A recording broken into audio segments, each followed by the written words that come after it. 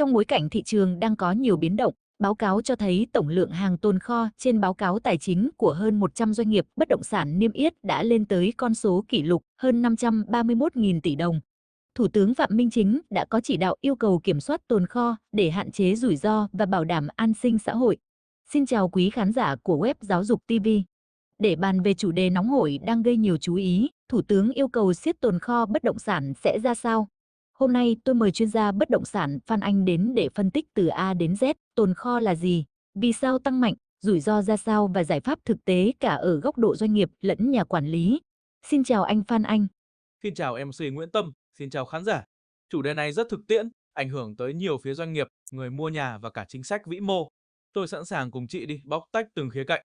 Và trước khi bắt đầu, tôi xin được nhắc nhở, nếu quý vị quan tâm đến những phân tích dễ hiểu, thực tế và hữu ích như thế này, thì đừng quên nhấn đăng ký kênh web Giáo dục TV ngay bây giờ. Chỉ một cú nhấp chuột thôi, quý vị sẽ luôn đồng hành cùng chúng tôi trong hành trình cập nhật kiến thức về luật đất đai và đầu tư bất động sản. Trước hết, nhiều người nghe tồn kho liền tưởng là hàng ế. Trong lĩnh vực bất động sản, tồn kho có nghĩa thế nào, thưa anh? Đây là một câu hỏi rất quan trọng. Trong báo cáo tài chính, tồn kho bất động sản bao gồm hai nhóm chính. Một, nhóm bất động sản dở dang, đây là các dự án đang triển khai quỹ đất, chi phí san lấp, hạ tầng, xây dựng, thiết kế. Vốn ở đây chưa tạo ra dòng tiền ngay, nhưng là tài sản có khả năng sinh lời về sau khi dự án hoàn thành và bán. Hai, sản phẩm hoàn thiện, căn hộ ở nhà phố, nền đất đã xây xong nhưng chưa bán hoặc chưa bàn giao. Điểm then chốt, tồn kho bất động sản không chỉ là hàng ế, phần lớn là vốn dính vào các dự án dài hạn. Nhưng nếu tỷ lệ sản phẩm hoàn thiện chưa bán quá lớn, thì đó mới thực sự là rủi ro tức thời. Thế ví dụ dễ hiểu như hàng trong kho của một cửa hàng giày thì sao? Ví dụ rất hay, so sánh như cửa hàng giày. Nếu bạn nhập nhiều giày mẫu mới đang chờ về, thì đó giống bất động sản dở dang, bạn tin rằng sẽ bán được trong mùa tới. Nếu bạn có rất nhiều đôi giày cùng mẫu cũ, khách không muốn mua nữa, đó là hàng tồn thật sự. Nếu không bán được, vốn bị đóng băng, bạn phải giảm giá, lỗ hoặc phá sản. Bất động sản cũng tương tự, chỉ khác ở quy mô và thời gian quay vòng vốn dài hơn nhiều. Xin anh cho biết thực trạng hiện nay con số 531.000 tỷ đồng là gì và nó đến từ đâu? Con số hơn 531.000 tỷ đồng là tổng hàng tồn kho được thống kê trên báo cáo tài chính của hơn 100 doanh nghiệp bất động sản niêm yết ghi nhận. Và báo cáo này cho thấy lượng tồn kho đã tăng khoảng 11% từ đầu năm, mức cao kỷ lục. Đây là con số cảnh báo về quy mô, vốn đang nằm trong các dự án và sản phẩm chưa tiêu thụ. Những doanh nghiệp lớn có con số tồn kho như thế nào? Có cái tên nào nổi bật không thưa anh? Một số doanh nghiệp nổi bật đang sở hữu lượng tồn kho lớn trên thị trường bất động sản hiện nay. Novaland ghi nhận hàng tồn kho gần 150.000 tỷ đồng, phần lớn nằm ở quỹ đất và các dự án đang triển khai thể hiện quy mô đầu tư khổng lồ và tầm ảnh hưởng trên thị trường. Vinhomes, lượng tồn kho dao động khoảng 80.200 đến 80.210 tỷ đồng theo báo cáo gần đây, tập trung ở các dự án đã và đang triển khai. Các doanh nghiệp khác như là Ravin Group, Khang Điền, Kinh Bắc cũng ghi nhận tồn kho hàng chục ngàn tỷ đồng, cho thấy xu hướng tích trữ dự án và sản phẩm hoàn thiện vẫn đang phổ biến trong ngành. Có thông tin về số lượng sản phẩm hoàn thiện chưa bán trên toàn quốc không thưa anh? Theo Bộ Xây dựng, đến cuối quý, tổng lượng sản phẩm tồn kho gần 25.300 sản phẩm, gồm khoảng 11.700 lô đất nền, 10.290 nhà ở riêng lẻ và 3.287 căn hộ chung cư. Trong đó lượng căn hộ tồn kho tăng hơn 40% so với quý trước. Đây là dữ liệu quan trọng vì cho thấy sản phẩm sẵn bán còn nhiều. Tóm lại, quy mô tồn kho lớn, 531.000 tỷ, một phần lớn là dự án dở dang, nhưng có hàng chục ngàn sản phẩm hoàn thiện đang chờ người mua. Đây là một nghịch lý cần xử lý. Người thì nói tồn kho lớn là dấu hiệu tốt doanh nghiệp đầu tư, thị trường dồi dào sản phẩm. Người khác lại lo ngại bom nợ. Anh phân tích hai chiều này như thế nào? Nhìn theo hướng tích cực, có thể hiểu như sau. Tồn kho chưa hẳn là xấu. Khi doanh nghiệp giữ nhiều đất hoặc đang xây dở dự án, đó không phải là hàng ế. Thực ra, đó là tài sản để dành cho tương lai. Khi thị trường tốt hơn hoặc khi thủ tục được giải quyết, những dự án ấy có thể đem về rất nhiều tiền. Doanh nghiệp lớn vẫn mạnh mẽ. Một số chuyên gia cho rằng việc có nhiều dự án đang làm cho thấy họ có sức, có tiềm năng. Khi thị trường khởi sắc, những doanh nghiệp này sẽ là người hưởng lợi trước tiên. Dòng tiền đang quay lại thị trường. Ở vài nơi, sau khi tháo gỡ vướng mắc, các dự án được tiếp tục và dòng tiền lại bắt đầu chảy. Ví dụ ở thành phố Hồ Chí Minh, việc gỡ rối đã giúp mở khóa hơn 86.800 tỷ đồng vốn đầu tư cho nhiều dự án. Đây là dấu hiệu tốt, cho thấy thị trường đang dần sôi động trở lại. Giả sử một doanh nghiệp có 100 dự án, nhiều dự án dở dang, khi có quy trình pháp lý rõ ràng và thị trường hồi phục thì họ có thể bung hàng loạt tạo doanh thu lớn. Tuy nhiên, chúng ta không nên quá chủ quan vì vẫn có nhiều điều đáng lo. Nhiều nhà xây xong mà chưa ai mua. Theo Bộ Xây dựng, hiện có tới gần 25.300 căn nhà đã hoàn thiện nhưng vẫn còn nằm im. Điều đó có nghĩa là doanh nghiệp chưa thu lại được tiền dễ gặp khó khăn tạm thời. Lệch giữa người cần và nhà có phần lớn nhà tồn kho là loại cao cấp và sang trọng, chiếm hơn 90%. Nhưng thật ra, đa số người dân chỉ có thể mua nhà vừa túi tiền. Kết quả là thị trường đang bị lệch thừa nhà sang, thiếu nhà bình dân. Doanh nghiệp thiếu tiền xoay vòng, khi nhà đã làm xong mà không bán được, tiền bị kẹt lại. Họ khó trả nợ ngân hàng và nếu tình trạng kéo dài, có thể xuất hiện nợ xấu. Nguy cơ bong bóng giá nhà. Một số dự án được xây với hy vọng bán nhanh hoặc lướt sóng. Nhưng nếu người mua ít đi, giá nhà có thể giảm mạnh, khiến thị trường chững lại. Chúng ta hãy tưởng tượng một nhà máy làm giày chỉ sản xuất giày cao gót size hiếm ít khách mua, trong khi hàng bình dân lại thiếu như vậy, nhà máy sai chiến lược sản phẩm. Bất động sản cũng thế, nếu xây toàn nhà sang, người mua thực tế lại cần nhà giá vừa phải xảy ra kho lạnh sản phẩm. Xin anh liệt kê các nguyên nhân khiến tồn kho tăng mạnh, có phải chỉ do doanh nghiệp ham mở rộng? Không chỉ có vậy, nguyên nhân chính có thể chia làm 3 nhóm lớn. Một là lệch giữa nhà có và người cần.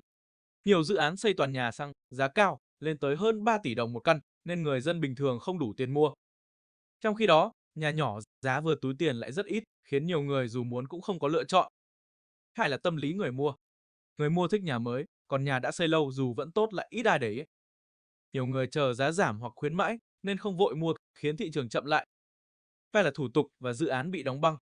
Trong giai đoạn 2022 đến 2024, nhiều dự án bị kẹt do vướng giấy tờ hoặc tranh chấp, khiến tiền đầu tư không thể dùng tiếp. Đến năm 2025, chính quyền bắt đầu gỡ rối, ví dụ như ở thành phố Hồ Chí Minh, hơn 86.800 tỷ đồng vốn đã được mở khóa cho 63 dự án. Tuy nhiên, vì bị đóng băng lâu nên vẫn còn nhiều dự án dở dang. Vậy tổng hợp lại, tồn kho tăng do cả lý do cung cầu, tâm lý và di sản pháp lý, cả ba yếu tố cùng tác động chéo. Anh có thể tóm tắt những hệ quả cụ thể nếu chúng ta không xử lý tồn kho kịp thời không? Những rủi ro có thể xảy ra. Một là rủi ro cho doanh nghiệp. Thiếu tiền xoay vòng, tiền bị kẹt trong nhà chưa bán được, doanh nghiệp khó trả nợ và khó làm tiếp dự án mới. Nợ xấu tăng, nếu không lấy lại được tiền, doanh nghiệp có thể nợ ngân hàng, khiến hệ thống tài chính bị ảnh hưởng. Dự án bị chậm, hết vốn thì phải dừng hoặc hoãn, làm phát triển chậm lại. Hai là rủi ro cho thị trường. Lệch cung, cầu cần nhà sang thì thừa, còn nhà giá vừa phải lại thiếu, khiến thị trường mất cân đối. Bong bóng giá, ở vài nơi, nếu xây quá nhiều nhà để đầu cơ, giá có thể giảm mạnh khi ít người mua. Hiệu ứng domino, khi niềm tin giảm, nhà đầu tư rút vốn, nhiều ngành khác như vật liệu hay xây dựng cũng bị ảnh hưởng. Và là rủi ro cho xã hội. Người dân khó mua nhà, người có thu nhập trung bình khó tìm được nhà vừa túi tiền. Gây áp lực xã hội, khi nhà ở trở nên quá xa tầm tay, có thể tạo ra tâm lý lo lắng và bất ổn trong xã hội. Nếu hàng tồn kho bất động sản là núi tiền, không thể luân chuyển, nền kinh tế vùng đó bị nghẽn, nhà thầu không được trả tiền, vật liệu tồn kho, công nhân mất việc, ảnh hưởng lan rộng. Thủ tướng đã chỉ đạo gì và mục tiêu chính là gì thưa anh? Thủ tướng Phạm Minh Chính nhấn mạnh cần kiểm soát tồn kho, đẩy nhanh tháo gỡ vướng mắc pháp lý, tăng nguồn cung nhà ở xã hội và nhà vừa túi tiền nhằm biến kho thành nguồn lực thực tế thay vì gánh nặng cho dòng tiền. Văn phòng Chính phủ đã truyền đạt kết luận của Thủ tướng tại các cuộc họp, coi đây là nhiệm vụ ưu tiên để phòng ngừa rủi ro hệ thống. Tác động tức thì có thể thấy là gì thưa anh? Trong thời gian ngắn tới, sẽ có nhiều thay đổi tích cực. Nhà nước sẽ kiểm tra kỹ hơn để biết doanh nghiệp nào còn nhiều nhà xây xong mà chưa bán, tránh lãng phí. Giải quyết nhanh thủ tục pháp lý, giúp các dự án đang dở sớm hoàn thành và bàn giao cho người dân. Khuyến khích xây nhà giá vừa túi tiền, nhà ở xã hội bằng cách cho vay rẻ hơn hoặc cấp thêm đất để làm. Nhờ những việc đó, thị trường sẽ minh bạch hơn, người dân có thêm lựa chọn phù hợp và giảm bớt rủi ro bong bóng ở những dự án chỉ để đầu cơ. Nếu chính phủ thực hiện siết tồn kho theo chỉ đạo, ta có thể kỳ vọng những kịch bản nào trong trung hạn? Có thể tưởng tượng 3 tình huống khác nhau. Kịch bản 1 nếu mọi việc suôn sẻ. Nhà nước giải quyết nhanh thủ tục, hỗ trợ xây nhà giá vừa túi tiền. Doanh nghiệp bán được nhiều nhà, có tiền xoay vòng tiếp. Kết quả hàng tồn giảm, tiền quay lại thị trường, mọi thứ cân bằng trở lại. Kịch bản 2 nếu ổn định nhưng hơi chậm. Một phần khó khăn được gỡ bỏ, nhưng nhà sang vẫn còn thừa. Doanh nghiệp cần vài quý, vài tháng để thu hồi vốn.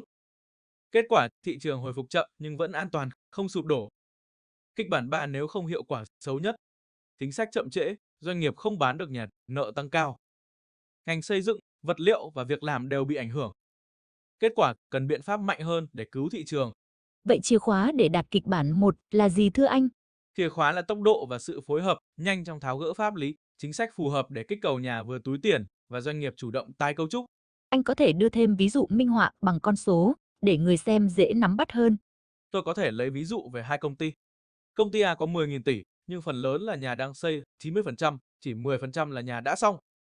Nếu mọi giấy tờ được giải quyết và thị trường tốt, những nhà đang xây sẽ bán được sau 1 đến 3 năm. nghĩa là nguy cơ ngay lập tức không cao, nhưng công ty phải quản lý tiền thật cẩn thận để sống tới khi bán được nhà. Công ty B cũng có 10.000 tỷ, nhưng 60% là nhà đã xây xong nhưng chưa bán được. Công ty phải trả tiền vay, bảo trì, thuế và lương ngay. Nếu 6 đến 12 tháng không bán được, họ phải giảm giá hoặc cho thuê để không hết tiền. Vậy khác biệt là ở cấu trúc tồn kho, dở dang còn chờ thời gian, sản phẩm hoàn thiện cần thanh khoản ngay. Xin anh kết thúc bằng các lời khuyên ngắn gọn để bà con dễ áp dụng. Với người mua để mua sản phẩm phù hợp khả năng, kiểm tra pháp lý, ưu tiên dự án có tiến độ rõ ràng. Với nhà đầu tư ngắn hạn, thận trọng, tránh mua phân khúc thanh khoản kém. Với doanh nghiệp, ưu tiên thanh khoản, tái cấu trúc danh mục sản phẩm, hợp tác với chính quyền để biến quỹ đất thành sản phẩm phục vụ nhu cầu thực. Với nhà quản lý, minh bạch số liệu tồn kho, ưu tiên tháo gỡ pháp lý, thúc đẩy nhà ở xã hội và nhà vừa túi tiền. Cảm ơn anh Phan Anh đã phân tích rất chi tiết, dễ hiểu và có nhiều ví dụ thực tế. Quý vị và các bạn thân mến, nếu quý vị quan tâm đến các phân tích sâu hơn về luật đất đai và những diễn biến mới nhất của thị trường bất động sản, đừng quên đăng ký kênh web Giáo dục TV để không bỏ lỡ các bản tin và chương trình chuyên sâu tiếp theo. Xin chào và hẹn gặp lại!